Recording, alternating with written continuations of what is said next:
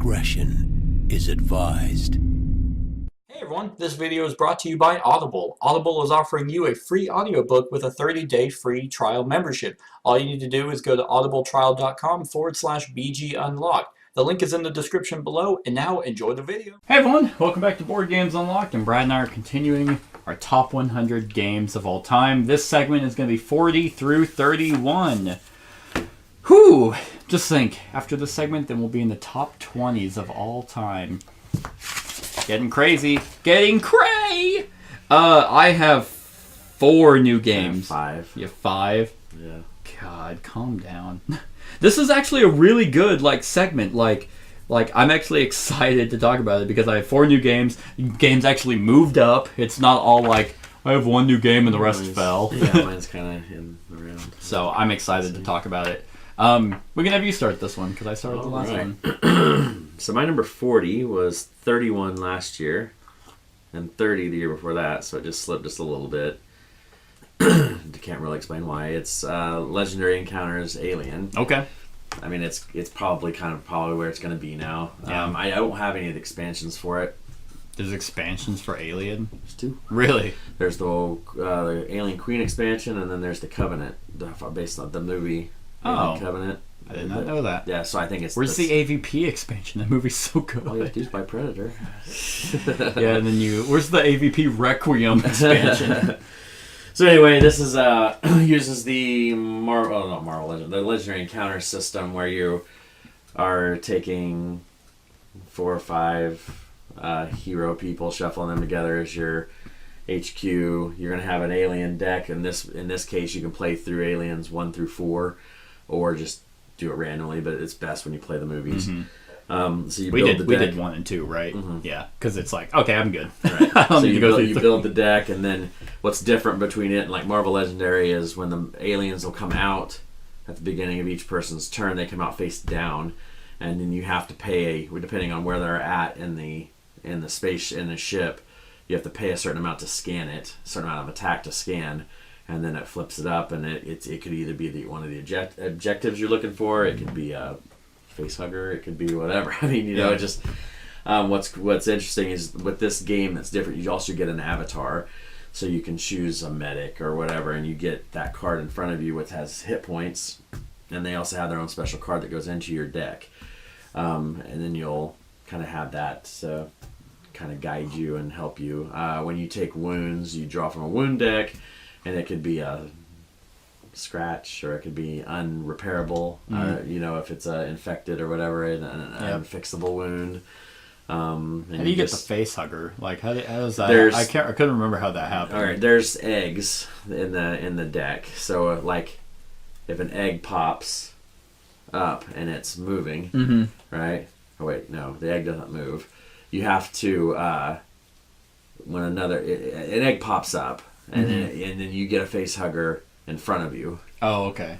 And then you have to get it killed before it comes back around to your turn. Because if it comes back around to your turn, then what happens is the face hugger goes away, and then you take a chest burster card, and it goes into your deck. That's right. In your discard pile. And then then you're on the clock. Once that card comes back up, then you're dead. Yeah. Yep. And there's so many variations. There's hidden agendas you can add, which we didn't do those. Oh, okay.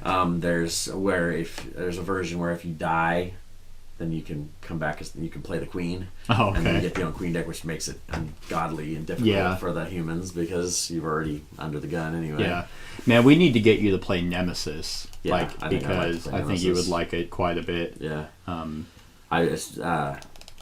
Fletcher just got a Kickstarter. Did he? Of it. Yeah. So if you play it, you gotta let me know. Yeah. But anyway, that's my number 40 Legendary Encounters Alien deck building game. Neat. My number 40 is new to the list, which is weird because I feel like I played it last year, but I couldn't find it in my 2018. I don't believe it was 2017, but I don't remember. But I mean, regardless, it is Inish. Wow. Right? See, I thought it was on my list last year too. Yeah, because it's been out for a couple of years. Couple years, at least. I Yeah, okay, so in 2017 it was my number 5. Yeah, so it has to have been on. So, because I just saw it. Maybe I just totally missed it because, like, I can't believe, like, I couldn't imagine it would drop so much. 5 off the list. It's garbage. I prefer Kemet. I've come around. Yeah, I'm not seeing it, so I must have forgot it in 2018. But it would have been relatively high up. It definitely would have fallen from 5. So it's new to this list again. So Inish is my favorite Mad Go game. I don't like Kemet. I don't like Cyclades. And I mean, I like Raptor and stuff, but out of those 3, I think Inish is my favorite. It's set in Scotland. It has a gorgeous artwork for its cards, but it has card drafting, and so you're going through you're drafting these cards that will allow you to move and give you special abilities, give you control over certain areas, swap out units. You're vying for control over areas, and if you have control in a certain spot, you have a special season card that works. You can get epic tail cards, which are broken like one-time use abilities. But what makes this game my favorite, it has that King of the Hill kind of mechanic where there are 3 victory conditions that you can meet. Either you're over your chief over like a certain number of units, you're in a certain number of territories, or you're over a certain number of strongholds. And whenever you meet one of these or 2 of these conditions, then the only thing you can do on your turn is you take a token and say, I'm about to win. And if it comes back to your turn and you still hold those victory conditions, then you win the game. But it's kind of that, hey, I'm going to win, then everyone's like scrambling to try and stop you. So there's a skill to try and figure out when to do this. And last time I played it with the Seasons of Inish, which just made it that much better because there was a mechanic that shortened the game. There was one that added, oh god, now I'm trying to remember, because it was a modular expansion, and I'm drawing a blank on the other one that it added. But the Seasons of Inish was a pretty good expansion, and I don't know, a lot of people didn't really care for this game, and I'm very surprised because it is radically different from the other 2. I don't like the whole claiming to win. You don't? I mean, because it just makes the game longer. Yeah, and they, with the expansion, they added the module that kind of fixed that, so I think that might have been a lot of people's complaints, but I don't know. Inish works for me, so it's my number 40.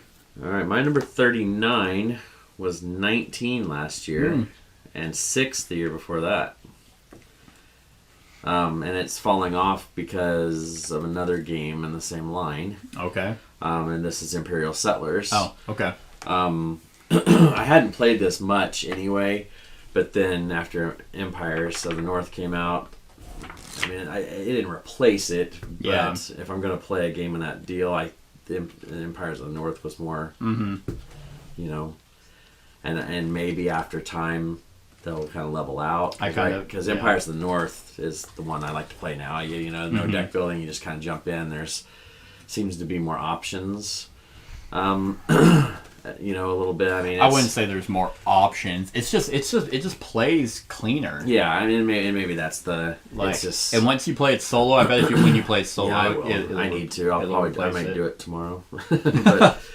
but so anyway, Imperial Settlers. You're taking one of your races and or civilizations, and you're just you're drafting cards. Or buying cards out of the deal, and you have your deal to the left is your civilization, to the right. Man, I was so confused for a second because I thought it was Empires of the North, and I'm like, what is he talking about? Like, there's no drafting. And you're just building up your civilization, getting points. You can raise other people's buildings, and it's not really a killer type thing. They still get a wood for it and stuff, but. They kind of... I don't think they're supporting this game anymore. I don't think so either. I think they're kind of done. They'd kind of be dumb, too. Yeah. I think. The Hotness right now is their other game, which is probably... I think sales for Imperial Settlers was going down anyway. I think that's probably why they decided to... restructure it. Go this way a little bit. Apparently there's a big box coming out for Imperial Settlers. Really? Oh, yeah, next year. Yeah. Yeah. But I don't. I mean, I'll probably get it. Like. Yeah. I don't know. I don't have. I don't have the last. I don't have the Amazons yet. They're cool. They're cool. I thought they were pretty neat. But yeah, I mean, it's fallen down just because it's sadly kind of getting bypassed by its other. It happens. I mean, luckily it's the same company, so I mean, you still get the feel of it, and I mean, they both play, radically different. Right. So it's just whatever itch you wanna scratch. I think what the solo variant will determine if Empires is better for you, and also when you play the Japanese faction. Yeah. I think that might be a deciding. I'm curious to see how the Japanese faction plays. Right. Because the other ones were all like kind of Nordic style, and then they're like, oh, Romans, Japanese. Yeah, it's like, okay. What are they it's kind of left field. So we'll see. Yep. So anyway, 39 Imperial Settlers. Awesome. My 39 was 56 last year, rose 17 spots, and then was 34 in 17, so it dropped 5 spots from there. And this is a game that I feel like they actually are about to re-release kind of a standalone expansion, but it's Stronghold. Mm-hmm. So Stronghold is a 2-player game, kind of the Battle of Helm's Deep for all intents and purposes. Like, one person plays the defenders holding out on a castle, and the other person plays like attacking, fantasy creatures, orcs, trolls, and goblins. And the attacking player has an unlimited number of resources. They go and they have all the people that they need to keep sieging, whereas the people defending have limited people. So if those people die, then they're out. But it's not just as simple as just killing them, and they go to the hospital, and then over time they can get removed from the game. Right. But this is such a thematically good game. Like, it's so tense on both sides. If you think, oh, unlimited resources, that means they're just going to steamroll. No, like, it can. I mean, the defenders definitely feel like their back's up against the wall, but they have multiple opportunities to remove enemies, increase defenses, lay traps to basically bait certain enemies in certain ways, and then take out the enemy.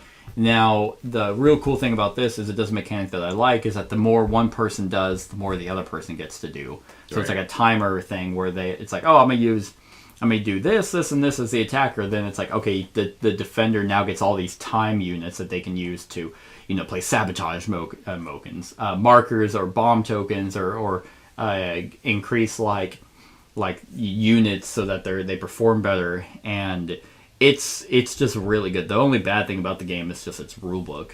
Like, its rulebook is pretty bad. Yeah. Because I played first edition. I haven't played the first edition had some really cool things for it too that they took out of second edition. Well, the Undead was just a tiny little expansion for the first edition, wasn't it? Yeah, now it's a whole new thing, whole game, and then they added like add-ons for this edition where it's like now instead of cubes for the attackers, now it's actually little meeples, wooden meeples. That's cool. So I thought that was pretty nice, and I did back the Undead expansion because I'm like, why the hell not? I got all the money in the world, so I'm excited to see how different it is, because I'm sure they worked really hard, because there was a rumor for so long, right? And then it finally went through.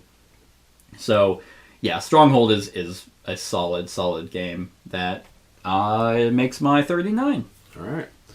My number 38 is new to the list, and I don't think you've played it. It's from Queen Games. Okay. And it's called Merlin.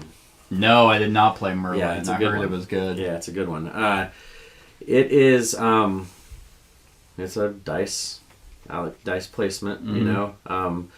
You are, I guess the theme of it, if there is, the theme of such a game like this, is King Arthur is looking for an heir. Okay. And you're helping him try to find the heir, and along with Merlin. Yeah. But what happens is there's a circle track out here with different stuff out on the board. Okay. Merlin's on that. Yep. So you are doing stuff to take actions, or you can move your stuff, people, places, or mm-hmm. you can move Merlin. Yep. You can move, I believe, clockwise or counterclockwise, but mm-hmm. everybody can move Merlin. Like when it's their turn, it's not just a one-person type thing, you know. Okay. Yep. So you're placing dice and workers to do whatever. You can get points by obviously the most victory points wins, but you're getting victory points by getting like, what's the word I'm looking for? You're settling with different counties. Like you're getting more, or counties. You're getting influence from them. You're building buildings, getting points. You get points and do stuff by where Merlin stops on your board and stuff. There's an expansion for it that I don't know what it does. I haven't done the expansion. Yeah, I have no idea. Anything. Who made this game? Who, like, designer? Yeah. Or let me see here. Designer would be Stefan Feld. Okay, that's what I thought. Yep. So you can get points pretty much however you want. For playing the game, you get points. Right. But so you're just moving around, you know, and you're just trying to like trying to get Merlin where he needs to be is tricky because everybody can move him. You know, you're wanting to get him in certain spots and everything. So it's an interesting worker placement game, you know, because it's just I liked how it felt and stuff. The art's cool. I need to play it more. Sure. I've only played it a few times. Haven't played it for quite a while, but it kind of fits that mold. And I don't have many Stefan Feld games, so it's kind of I don't have any. Right. So I've never played a Stefan Feld game actually. Really? Yeah. Interesting. Yeah, I know. That's Rado's favorite designer. He's played every Stefan like Castles Feld of game. Burgundy. I haven't played. Yeah, I don't know and stuff, but yeah. Awesome. My 38 was number 25 last year, so it fell 13 spots. It's actually like I actually had recently played this and just fell in love with it all over again. 2017, it wasn't on the list, and that is Millennium Blades. Millennium Blades is the epitome. When I got this game, it was in that time where I didn't like deck building and I didn't like deck construction, and for some reason I still bought Millennium Blades, which it's that fourth wall breaking meta game where that's exactly what it's about. It's a you know, card game about card games, and Level 99 always does a really good job with their kind of like pop culture references. So in Millennium Blades, you are playing a character that has and you're trying to buy packs of cards to put into your deck to go and play in the second half, which is the tournament. And you try to play your cards in the best way to get ranking points, which whoever has the most ranking points at the end of the tournament gets, you know, first place, which is victory points. Right. The like I mentioned, there's two phases. The first phase is a real-time phase, which, like, I know you don't like real-time, but you get so much time. Like, whenever we just actually recorded this, like, you get a 7-minute timer, 6-minute timer, and then a 7-minute timer. And we essentially used like 10 minutes, 7 and then half of the 6, and then we were like, all right, I guess we can go ahead and move on. I'm kind of turning the point because there's some real-timey kind of stuff as long as it's not super pressing. Like where you're like, right. I mean, initially, like, you're going to be like that trying to get stuff, but you just have so many options, and since you're buying packs, you never really know what you're going to get. So, like, I feel like that the stress of the real-time is not even there. But everything about that whole world of card games is just done so well here, because whenever we were recording, it's just like, yeah, you can trade with someone, and if you trade, you can be like, well, I'll sell it to you for $5, and like, that's a little steep. It's like, okay, what about, like, you know, you give me $3, and you have friendship cards, and it's like $3 and like a two-point friendship card, so it's like, I get $3, and at the end of the game, I'll get 2 points for things like that. You have character abilities like a deck power, like a deck building ability. Then you have a tournament ability. The names are ridiculous. One of the characters' names is Dex Aplenty, and one guy's a card shark. One of the guys I played, he was like a judge, and I can't remember his name, but it was something weird. And his whole ability was like, during the tournament phase, I get to name a card, and that card is banned from being played because he bans cards.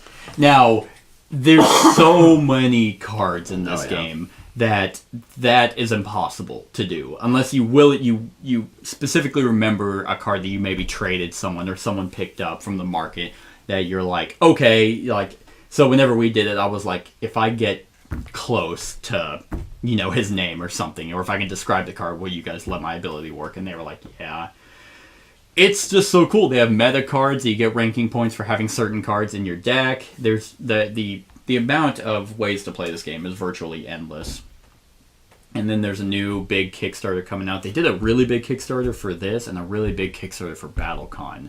And I'm waiting on both of those because it's like a huge storage solution for Millennium Blade, and then BattleCon's going to have one too. So I really like this game. And hell, there's, like I mentioned, there's so many different types of decks and themes that the store that you initially do, I haven't broken it down since the first time I played it, because you get that far into a deck that's big. Right. So it's nope, I don't really need to throw things around. So yeah, love it. Millennium Blades, my 38. All right, my number 37 is also new to the list. It's from AEG, and you have played it. Ooh. I don't know what it is. It's Space Base. Oh, okay.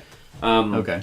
And I will say with the caveat, it'll start off slow if you do it regular. If you do want to do the light speed startup, that makes the games go a lot quicker. We didn't do the light speed, yeah. But that just makes your set. You kind of have more setup, so that way you're getting more stuff quicker, and it kind of makes the game faster. Yeah. But pretty much it's got that whole Machikoro thing. Where you have your own space base, you have spaceships, you're going to roll dice. If you have, let's say you roll a 3 and a 5, the 3, you can either have the 3 fire, the 5 fire, or the 8. You can't do them all. Oh, wait, no. It's a 3, and you can either do them individually, so you could have the 3 and the 5 fire, or the 8. Yeah. So you want to do that and kind of make sure, and then as you're buying new ships to replace your other ships, the ones you replace go upside down at the top, and it's supposed to simulate they're out in space, but then those fire on that number when the opponent rolls that number. Yep. So it's got that whole same kind of similar thing where you're getting resources as you go, and then eventually you want to start buying. There's these ships that are just straight victory points. Because at the end of, I think the game ends once somebody hits this. Someone hits the first track. Victory points. So you're just going through and doing that. I mean, there's all kinds of crazy abilities. Mm-hmm. There's one card in the expensive ones that if you get, because there's some cards you have to charge up. Yep. And stuff. And there's a card that if you get it charged up, you win. Yep. Which, like it or not, I mean, it's easy to take it out if you don't like that kind of a deal. Yeah. But anyway, there's expansion for it that adds a little bit of stuff, and then there's a big expansion that's going to be to hold everything. But then everybody gets their own color dice.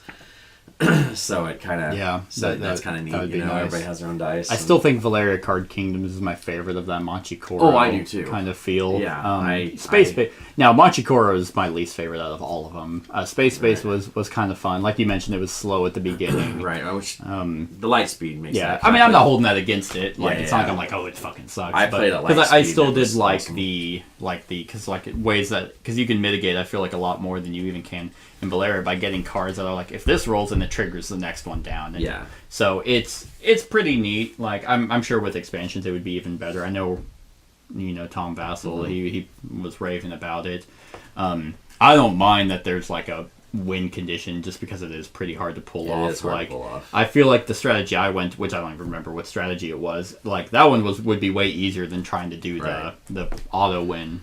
The auto win, I won with that the second time I played the game just because I had no other way of winning. Oh, that's right. That was my Hail Mary. Yeah. And it just happened to where I had to roll a 8 on 2 dice to win the game. Yeah. Or else he was going to win the next turn. Right, and you did. I rolled the 8. And you're like, ah!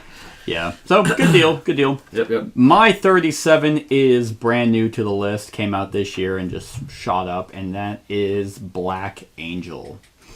Black Angel has, I mean, it's a spiritual successor to Twa. I have not played Twa, but where it's a dice worker placement game where your dice are not quite your own. You can use other people's dice to do certain actions. It is where you, I mean, the theme is really cool too, where like Earth is fucked. Like so now we are AI.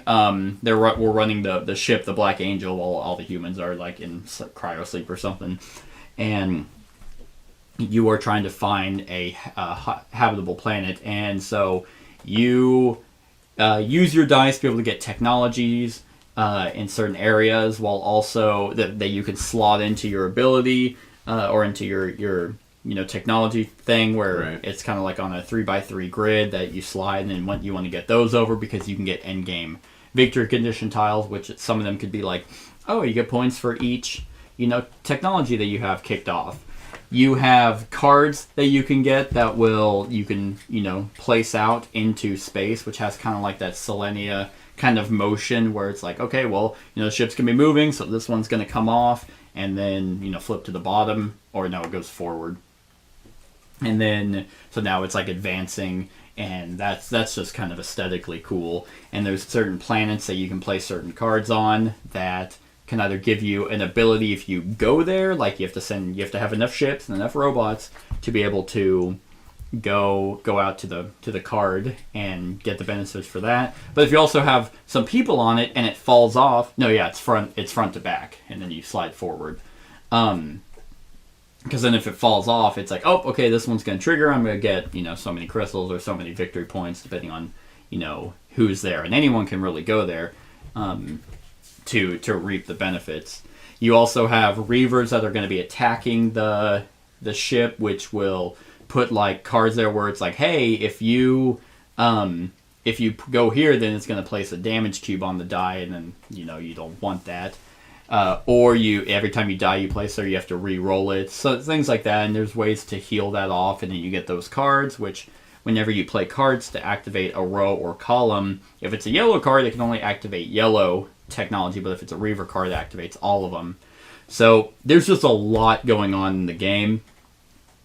Excellent solo variant. Like it's a really difficult solo variant to try and play against, but I was very impressed with Black Angel, and I remember snagging it at Gen Con, and I was like, yeah, this is, from watching it, and then I was like, this is probably going to be at least a top 10 of the year, and then also like shot all the way up to 37. Granted, I'm the only one that really likes it, but within my friend group, which is, I mean, it is what it is, but I think it's really good. So, Black Angel. Solo, huh? Yep, and I'm glad it has a good solo. Or I'll just make Kat play it. Yeah. All right, my number 36 is new to the list. And it is Architects of the West Kingdom. I'm a big fan of Raiders of the North Sea. This game is the next iteration of it. It's not the same game. It does things a little different. You can actually, it's worker placement still. The more you put places, the more you get. So, but it brings in that arresting deal. So there's a lot more player interaction in this one. Okay. Because it's like, you can, if I have like 6 workers here and I'm getting like where I'm just raking in all this stuff, you can come and arrest them all and take all my meeples, and they're under your control. Have you not played? No. My copy actually got lost somewhere, so now I'm just. Oh, really? Yeah, now I'm just waiting for it to get shipped. It didn't get lost. It just got like hung up and shipping. So you would like apprehend my guys, and then all those workers are like gone. Oh wow! And then you can go and sell them. Not sell them. You can turn them into the jail. Okay. And you get money for turning them into the jail. Oh, wow. And then now mine are in jail, and then I have to pay the fine to get them out of jail. Dang. So it's like you want to spread out your people a little bit. You don't want to hoard too much, because then it's... Yeah, so why wouldn't someone... Is that like your turn to steal? Or just that's your action. Is to arrest them? You go to their place and take them and stuff. But okay. It's just another way of getting money and resource, stuff. But... There's a new one coming out, Artisans of the West expansion. Oh, is that the expansion? That's the first expansion for Architects. Oh, I see. Okay. And it's going to add you get a big meeple of your color. Okay. And it counts as 2 the first time you place it somewhere. So like, let's say you wanted to go to a place where you're gonna get wood or whatever, you place them here. He counts as 2, so you get the 2. But then every other time around, you place him there, he only counts as 1. I see. And then there's special benefit. You know, and then you get more character cards and stuff. But Okay. there's a black market that you can go to and do underhanded kind of stuff because you have a reputation track. Okay. Again, that's for victory points. Yep. So the more you do shady stuff, the worse your stuff gets. But you may need to do that in order to, because those are some powerful abilities. I see. But then you know, the higher your reputation is, the more victory points Gotcha. you get. So Okay. there's a lot of actions and stuff going on. Yeah. I still prefer Raiders because I don't necessarily the player interaction isn't, I don't think, is one of the positives of this game, like the arresting part. I could take it or leave it. Yeah. I usually don't do it unless it's somebody's got so much of a deal. But it's there, and you have to respect it. But what you're doing is you're building a cathedral, I believe is what it is. So you what you do is eventually you'll take actions where you're going to place a worker up, and you lose the worker for the rest of the time. But you're building the thing, and then that's kind of the end game deal is once that's built. Okay. You start off, I think, with 20 meeples in your deal. Yeah. You start off with 20, and you're putting them out and stuff. So you just have to. It's good. Yeah. I haven't played Paladins yet to compare. I know I like Raiders better than it. It already has the solo variant included. Yep. So it is what it is. You know, it's All right. it's a good game for sure. I mean, it's 30. I mean, it's still 30. 36. 36. Yeah. Yeah, I mean, it's going to be interesting. Like, I'm excited to compare Paladins to Architects, because I like Paladins way better than Raiders, so we'll see kind of how they fall. Any of the reviews I've heard have said Paladins is the best of Shem Phillips' games. Really? I mean, he's figuring out unique ways to do worker placement. Like, we know Raiders is the, drop, pick up. Architects was, hey, here's everything that I got. I just put as many as I want. And Paladins is way more color coordinated, and you just draft, and you're like, this is what I'm getting. Right. So, all right. So my 36 was actually 36 last year. And I did something, let me look at 36 in 2018. Yep, so it ended up being the exact same spot. But I did the same thing I did last year. This is Pandemic, and it's all versions of Pandemic. I don't feel right putting Pandemic Follow Rome at this number and then Iberia at this number, because they all essentially boil down to being the same kind of game. They're all centered around the same, except for the legacies, which are a little bit different. But with that being said, Pandemic has it was one of my first cooperative games that I ever played. I absolutely love Pandemic and its mechanics. I love the expansions that the original game brought. In the Lab is very unique in its own mini game. State of Emergency is cool thematically with the hinterlands, and then On the Brink just kind of added variance to it.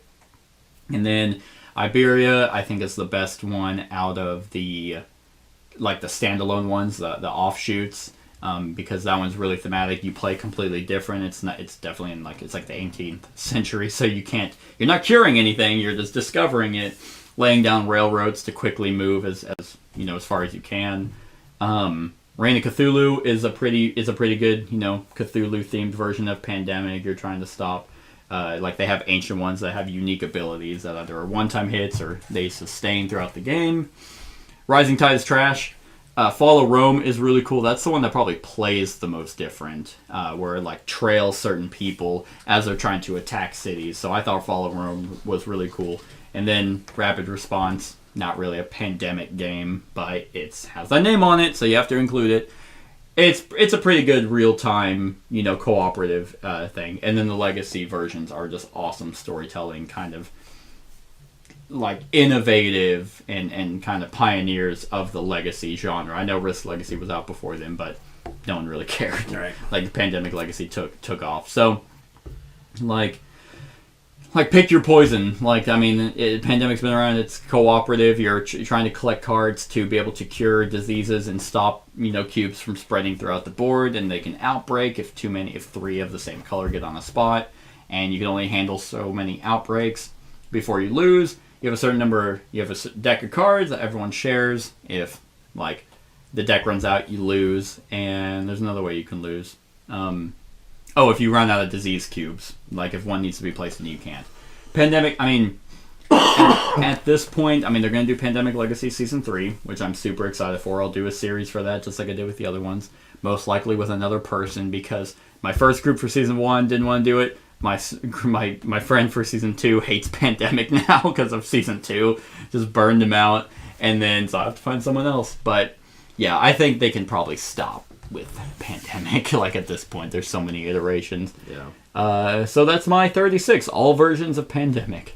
All right. My number 35 is another new one to the list. 4 straight new ones. Ooh, dang. This one is the Quacks of Quedlinburg. Yeah, I haven't played it. This is a good game. That's what I hear, man. I don't have the expansion yet, and I wish I did because it would have been one that probably would have been on our expansions list. Oh, okay. If I did. If it was good, of course.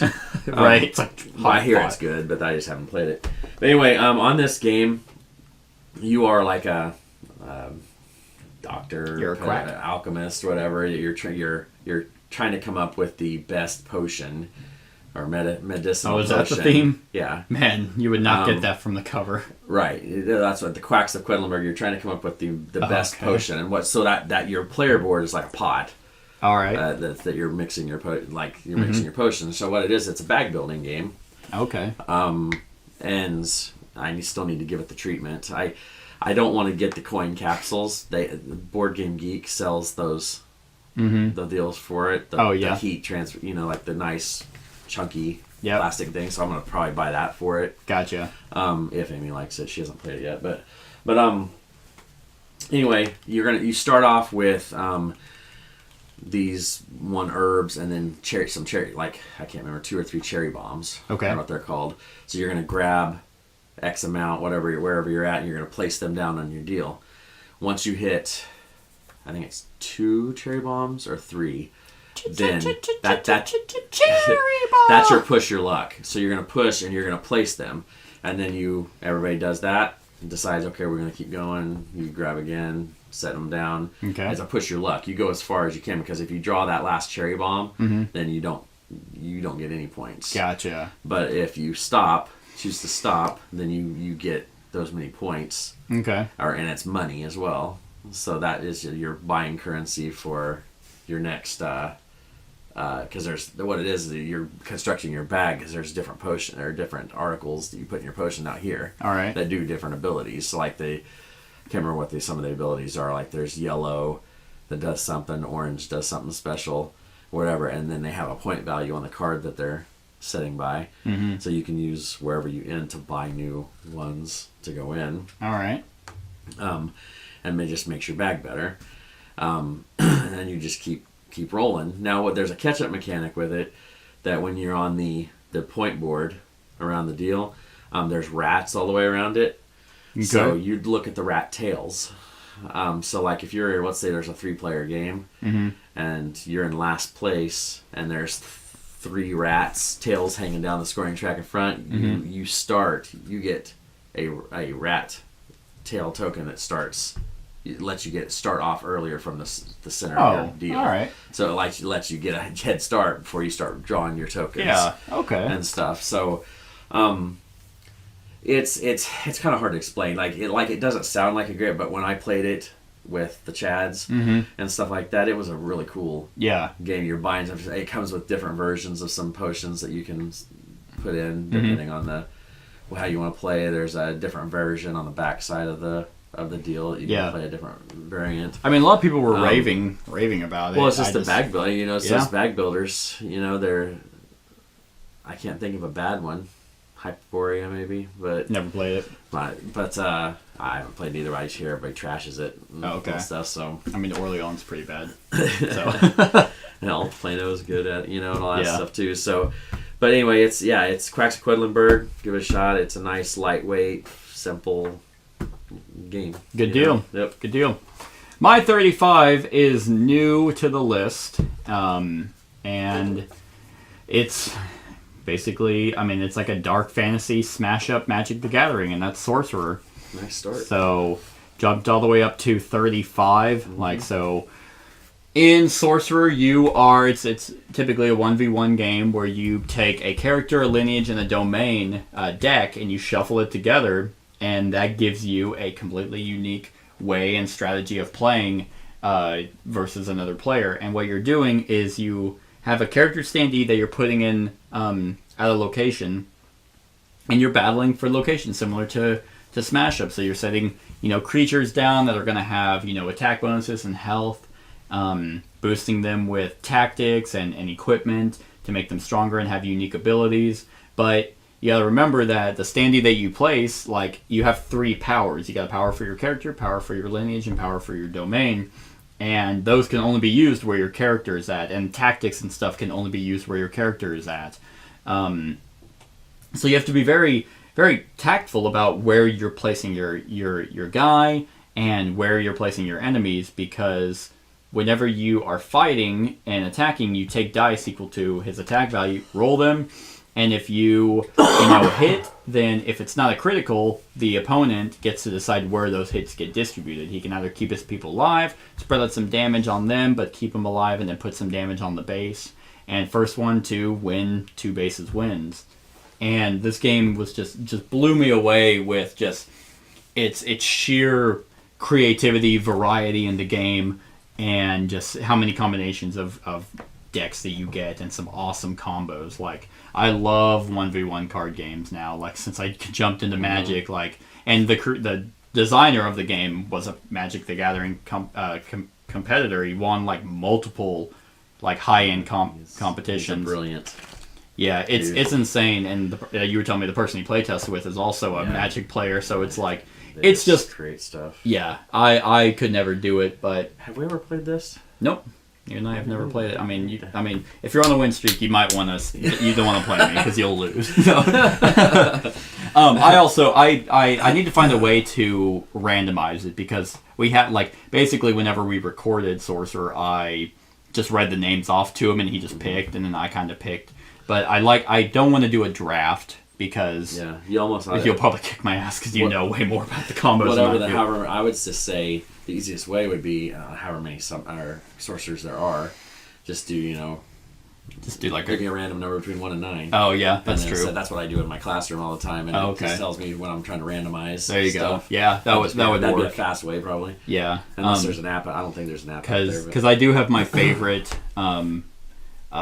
favorite combo of things, but it's, I don't know if there's like a sure 3 set that's like this is gonna win against every set. We kept stats because I demoed this game at Origins last year for White Wizard Games, and they want us to kind of keep track of who won the demo and stuff like that, and the Demon had the highest winning percentage at that point. Okay. As far as just the Sorcerer, we weren't looking. I couldn't tell. Oh, you didn't look like lineage or domain. Oh, okay. That we were just looking at what Sorcerer was. So the Demon's pretty nasty, and he's the one I always end up playing with, because he just has so many powerful things. But the other thing I also like is, like, unlike Magic, where you can get mana screwed or you can get card screwed, you have actions. You have 6 actions. Everyone, either side has 6 actions, and it's like, oh, okay, well, I'll use an action. I'm gonna draw 2 cards. Or an action, I'm gonna get myself. I'm gonna gain energy. You're never like screwed by the way that the deck comes out. You're also not. Now the dice, the combat is random, but there's so many ways to mitigate it. You get omen tokens all the time that let you re-roll dice. You get, if you're first player, you get like I'll re-roll all those dice, or I'll make you re-roll all of them.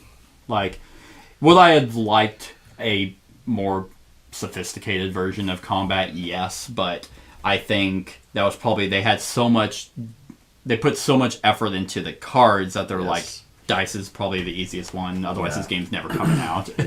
So like, they're not Wizards of the Coast. So they're like, we don't have a team to fucking make a game like Magic. So dice is easier, and so I just don't let it bother me.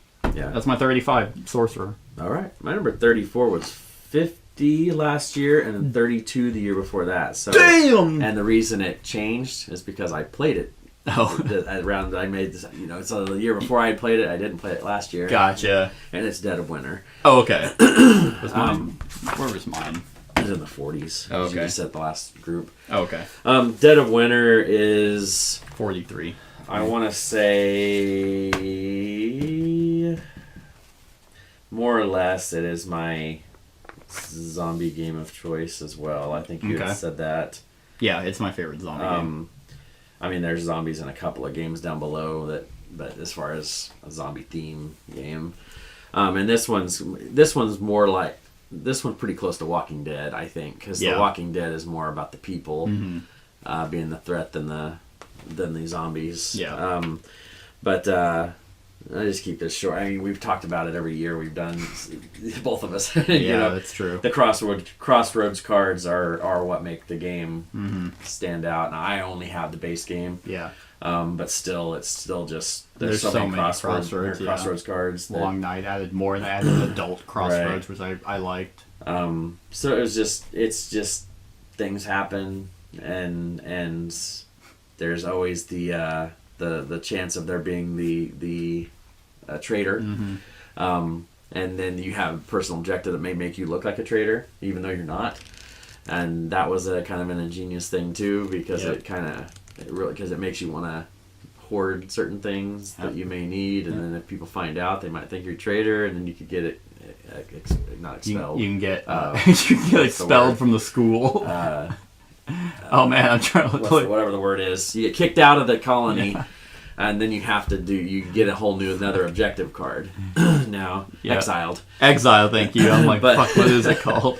But it's just a really cool game, I mean, and there's so many characters, and I mean, you can even be a freaking dog. I mean, and it's pretty cool. Stuff like that, but it's a good one, And then they soiled Dead of Winter by making Gen 7. They should have stuck with the. I would have been happier if they were like, "Hey, here's Gen 7. It's just a big old shit in a box." I'd be like, "Man, this is better than the game." It wouldn't have cost $100. That's true. God, then the audacity to make an expansion. Oh my God. It's like, it'd go out of business. I fucking hate your game. No, Dead of Winter is really good. I don't know what happened with Gen 7. I really don't. But good choice. So my 34 was number 61 last year, so it rose 27 spots, and it didn't exist in 2017, and that is Everdell. Everdell is probably going to keep climbing with the Pearlbrook expansion. I had played it by then, that's why it's actually higher, because Pearlbrook was there. Then the 2 expansions that are coming out for it. It's just going to expand the world, expand the worker placement options, and expand just because this is also one of those games where it's like the I don't know what it's called, the sentient forest critters. You were like so cross-eyed right now. What? You were like super cross-eyed. Oh, it's probably because I was looking at it. So anyway, I was like, what's he doing? But anyway, so it's like it's all forest creatures, and so the art is gobsmackingly beautiful. The worker placement is really solid as well to gather the resources. Another thing that's really cool is because it's tableau building. Right. And you're limited on how many, cards you can have in your own tableau, and then there are special unique cards that increase the size, but they're really hard to get. What I like about Everdell with that is it's like, you can just grab a card, and if you have the resources, you play it, and then now that increases, certain are just like, hey, here's a one-time ability. Others are new locations you can go to. But what's cool is that if you have a certain card, you can also grab and play a card for free. So this game is all about efficiency and worker efficiency and card efficiency, that the players kind of dictate their own speed. There's no, okay, we're all out of workers, now we advance. Like if I'm out of workers and I have to recall them all, then I advance to the next season. So I could easily be in fall while you guys are still in summer. If you guys happen to play a little bit better than I do. But the Pearlbrook expansion was really good too. Added another location and a frog ambassador that he's the only one that can go to those spots to do the location ability. Adds pearls, which are a very good resource to have. If you can get a lot of pearls, then that's a good thing. It's just, the game is just so good. I mean, overproduced with the tree in the middle, but I just think this game just looks good. And it'll probably keep climbing because I absolutely love playing it. Like, I think just card games are just so good whenever they're done right. So that's my 34.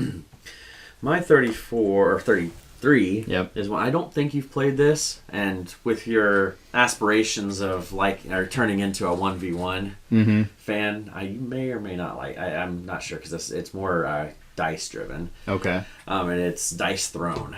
No, I have not played Dice Throne. It is awesome. Is it? Yeah. I know I initially backed the second season and eventually just... Yeah, what I ended up... They just had a Kickstarter finish a few months ago. It was Dice Throne Adventures. So I went and I got everything else. Yeah. The only reason I played it here recently is because Chad has Season 1, I think, and Season 2, so I played his. But it's 1v1. I think you can do more than that. I'm sure you can. It's stupid. Teams. But pretty much you have a handful of dice. They're all themed dice for your color. You have your own dashboard. You do have cards as well that will... they have, like, there's cancel abilities. There's different stuff like that. But what you're doing is when it's your turn, you roll your handful of dice. You can keep some. And you use the whole Yahtzee thing. And then on your board you have... If you roll 6 of one symbol, or 6 hits, yeah, whatever, and then you get to do your ultimate ability, and then if you get 3 into like a full house type thing, then you get to do this ability, and so you're trying to, and all the abilities are so unique because there's so much, because there's so many different characters, right? And you're just going, and you have a spinner for life, and then you also have an energy deal, and the energy is how you play your cards. Oh, okay. But you just go at each other until you're dead, but it's so just nuts. Yeah, no, I mean, dice aren't a problem, like, especially if it's kind of a Yahtzee mechanic. What I hate is, in competitive games, especially 1v1, is I roll, okay. Right. Like, that's not eventful in any way. Well, like, and if you keep your energy up on your energy dial, there's an abundance of cards in your deck, because every player has their own deck. Yep. But there's cards in your deck that say, turn a dice to any face. Okay. Or turn, so there's also manipulation in your hand that you can use to play and do stuff with. Yeah. Or there's a wild card that'll let you to turn dice to it, So, but and that's fine. 1v1, good, it's a good game. But the reason it's up here, or at 33, the reason it's not higher. Oh, okay. Like, because Adventures isn't out yet. Oh, okay. I mean, it's going to be. I will guarantee if I have Adventures before this comes out next time, this game's going to be even higher up the list. Yeah, in a good way, because Adventures turns it into a co-op / solo campaign dungeon diving type thing. So you're using your dashboard or whatever character you want, and it's a tile, the dungeon delving where you flip a tile. And there's different events. Yeah, and you're working your way through, and then there's bosses you fight, and then at the end there's the big head honcho boss, and you're working your way through a story. Okay. And so it's letting you use these characters to go through and do stuff, and it gets really difficult. I watch playthroughs for it on development and stuff, and it's just nuts how awesome they've got. And then as you gain gold or experience by beating things, and then you can buy stuff. Like permanent abilities and things like that. Different stuff like that, or stuff to replace, stuff on your board to give you. It's going to be what pushes this past that point, because it's not just going to be a 1v1 game. Then right. You can still use it for 1v1, or you can go in and take it on. And they unlocked so many things with this last Kickstarter. Yeah, they did. Where you can actually play like a 1 versus all, I think, where somebody controls the boss. That's pretty cool. And then all of them can take him on, and he's like super powerful. Yeah. And stuff. So that's pretty cool. Yeah, I actually I backed out of the Kickstarter, but they still send me like their what do they call it? Like their the updates and stuff. Well, no, the backer kit. Thank you. Yeah. So I need to go through that, and because I can't remember if with that Adventures Kickstarter if you can get like all the stuff with it. That's you how could. I did. Okay, I got great. everything. Yeah, I did all in. So Did you? I didn't get the colorful miniatures because it comes with standees or miniatures. Oh, that's right. And the miniatures didn't do anything, right? The miniatures were just when you play that, and you just went. The standees are gonna be fine. Yeah. I didn't want to add $60 to get standees. That's fair. So I'm getting all season 1, season 2, and adventures. Yeah. Right now. Good deal. But, yeah, it's an awesome one. My 33 was number 48 last year, so it rose 15 spots, and it didn't exist in 2017. And it is another detective game, Detective: A Modern Crime board game. This one is one by Portal Games, where they created their own website to, like, it's not an app, they have a legitimate website to play this game, and it's not, the name leaves something to be desired, but this game is so innovative and fantastically done, so thematic and grounded in, like, they did normally, because Portal Games is really bad with like wording and like the rule books. I don't know what they did, but they really found descriptive keywords to make you feel like you're the one actually solving all this. Right. And like their core game kind of has, I mean, there's like 5 different scenarios, but they tie into one another, and it's so cool. This website is amazingly done, because you can go to a scene of the crime and then get like data prints, and then you can put it into the website. You're actually on this, like, in this database, like, okay, so all right, so we have the fingerprints of this guy, and it'll automatically like link it up to like a scene of the crime or an item, and it's like, okay, and then you can interview, like, not interview, but you can interrogate like certain people and get like their stress levels. Be like, okay, so he was really stressed about this, so he's probably lying, and we know where he was at.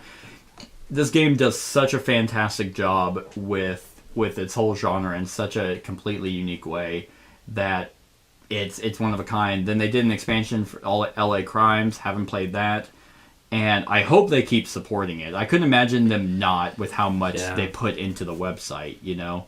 Like, I don't know why they would just kind of leave that alone.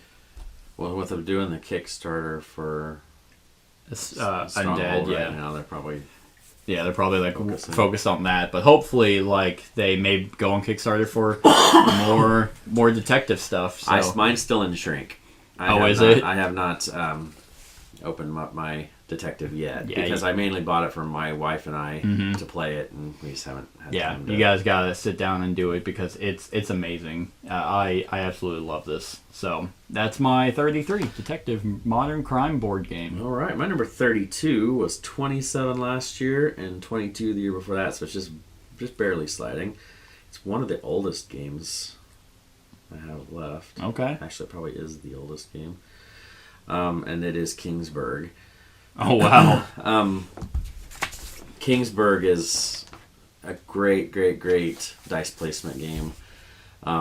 It gets compared to Alien Frontiers a lot, but I like this much better than Alien Frontiers. Yeah. Especially when you get the expansion with it. It brings in the modular expansion of the event cards, or the different starting game abilities and stuff like that. Oh, yeah. 118. Yeah. But it's still one of the favorites. And mine's the old, like, the one from Elfenworks. It was even before Fantasy Flight had it. Oh, wow. So I don't know if Elfenworks is I have no idea anymore. I don't know who they are. But that's my copy, because I bought it used off of somebody a long time ago. And but no, it's just one that will probably always be on this list, because I actually almost went far enough, because they have those dice. They released those dice sets. Okay. Fantasy Flight did at one point. That was like a special. They were embossed, like, really nice chunky dice for each color. Oh, wow. That were themed for that. Yeah. And everything. I almost bought those, but I didn't. Yeah, Kingsburg, I mean, even though it's 118 for me, is still like a very solid dice worker placement game. One of the first that I played that was like, okay, it was the first for me, yeah. You rolled like these 2 dice, and it's like, okay, I can put one here to get an action, one there, or I can combine it. It's kind of like the Machikoro thing, where and then like you're gathering these resources to appease like the people in the court to eventually fend off in the battle. at the end and just get points, build your own city, and then obviously to Forge a Realm, which is now included in the new version. Yeah, which, like was a must-have expansion. I hate the art of the new one. Yeah, that's what everyone says. I haven't played the new version because I have this one into Forge a Realm, so I didn't need the second edition. They but throw a few extra cards in the new one to try to get people to buy it. Yeah, it's like, God, why you fucking money grabbers? Okay, EA. Like, so, yeah, just the uniqueness of that Forge a Realm just drastically changed the game. It's a good one. Yep. Like, it's probably 118. I fell off the list for me because I just hardly get it to the table. We play it probably maybe twice a year, generally, you know, because it's one that my wife always likes to get out and play. Awesome. My 32 was number 28 last year, so it fell 4 spots, and in 2017 it was number 13, but this is a game that I completely feel is underrated and needs more love, and they barely made their Kickstarter for their expansion, which I'm glad they made it, but yeah, I was very surprised. But it's Overlords of Infamy, which is a game that I finally got you to play. I was talking about it for years, and then we finally got a chance to play it. And I really don't know like why this doesn't get more attention. Like, this is a solid worker placement game with a fantastic theme of where you are playing an overlord trying to fill out nefarious plots, and you finish these plots by going out and like everything is grounded in like this evil theme, but like destroying the land to be able to get resources to gather, because you need that to basically play your cards. And there's 3 different types of plots. There's knavery, I can't remember, dominion, like it basically easy, medium, and hard plots. Right. And so the easy plots are going to give you a certain amount of points, but the hard ones, like, they cost a lot of resources, and the relics that you get from the Kingdom of Good in the middle. But they give you special abilities whenever you complete them. And if that wasn't enough, like, the game is funny. Like, that's the thing, is like all the plots are like the bigger ones, like the harder ones, are more serious, but the knaveries are just like, oh, you know, get rid of all chocolate in the world, and just really like tedious bullshit plots. But it's so funny. The world events that go off are just, they're so random and swingy. I love it about the game. They're also hilarious. And then there's the hero that basically, once certain things happen, the person rolls and he can move him, and you kind of use him as a way to screw over your enemies. Like, he can remove tiles or take relics back or kill lackeys and things like that. It's fantastic. Like, I think this game is phenomenal, and I know it's fallen a little bit, but I mean, it's probably going to stick around this time, just because I love this game so much. And yeah, so, and the fact that your evil overlord can be a corgi is just, it's so good. Waffles. And actually in the expansion there's a cat. Oh, really? And I don't remember her name. I believe the cats are evil. So yeah, and I'm very excited for the expansion. So yeah, 32, Overlords of Infamy. Alrighty. My 31 to wrap up this 10 was 22 last year, and it wasn't on the list the year before. And it is Sagrada. Oh, good deal. It is.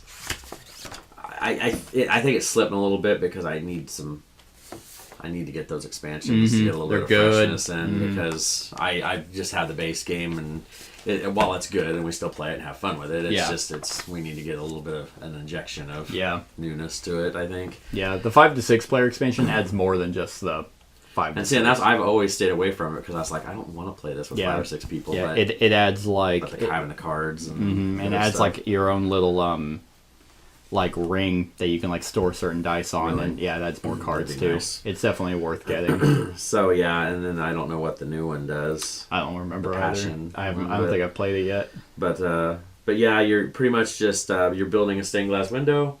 You have to follow the rules of the card that you choose. You can't have the same number next to each other at any time, or you can't have any of the same color next to each other at the same time. So it looks like it's gonna be easy at the beginning, and then it goes downhill once very those quickly. dice coming on, you're like because you're drafting dice against everybody else.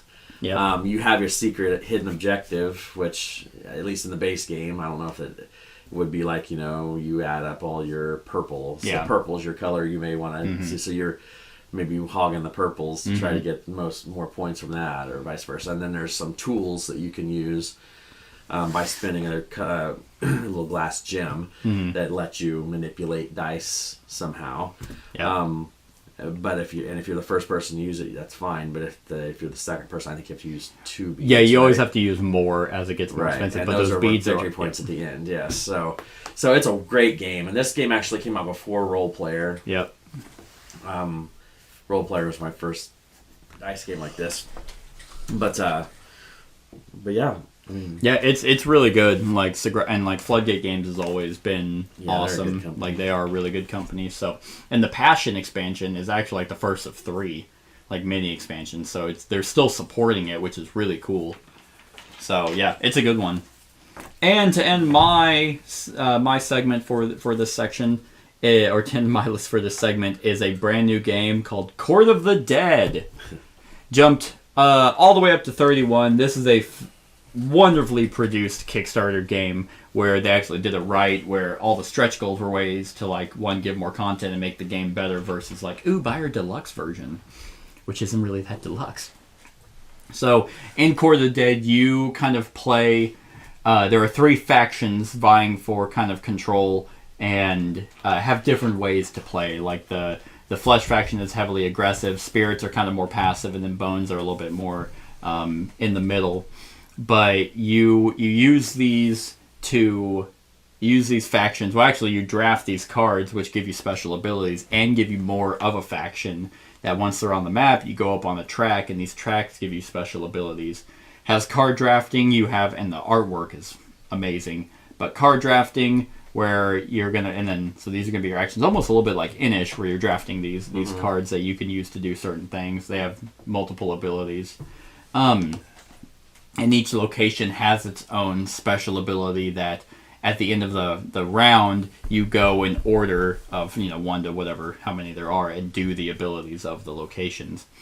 It's really cool because there's 2 tracks along the side, and one is like the awareness of like the angels that you're trying to rise up against. And if people didn't willingly put in a certain number of gems, then whoever didn't contribute as much, then they're going to lose, coins that are worth victory points at the end of the game. I think they're called Unity. And then there's another track, which is basically how aggressive we are being. And if that ever hits, then your units start dying. But there's a faction there, one of the tracks, that you can get a coin where you're exempt from that. So if you hold that, then you don't ever have to work. You can just be as aggressive as possible. This game works wonders, and every player count. Like all the factions are unique. The cards are awesome. The abilities are awesome. I was very pleasantly surprised with how well this game was, and I'm hoping they support it just because more would be really nice, just more cards. The way that the insert, which is amazing, feels like, more cards would just be great. Like it would just be really cool, but I was very pleasantly surprised with Court of the Dead. So that's my 31. And that is it, everyone, for this segment. I hope you enjoyed. Let us know what you think of these games in the comments below. Other than that, like, comment, share, and subscribe, and have a wonderful whatever time of day it is for you. Hey everyone, thanks so much for watching this, and if you like this video, then click the subscribe button below to enjoy any video that I put out. And right next to that subscribe button is a little bell. Click that so you get notified of whenever I actually upload these videos. If you want to support the channel, you can definitely visit my Patreon page. The link is in the description below. Other than that, like, comment, share, and subscribe, and have a wonderful whatever time of day it is for you.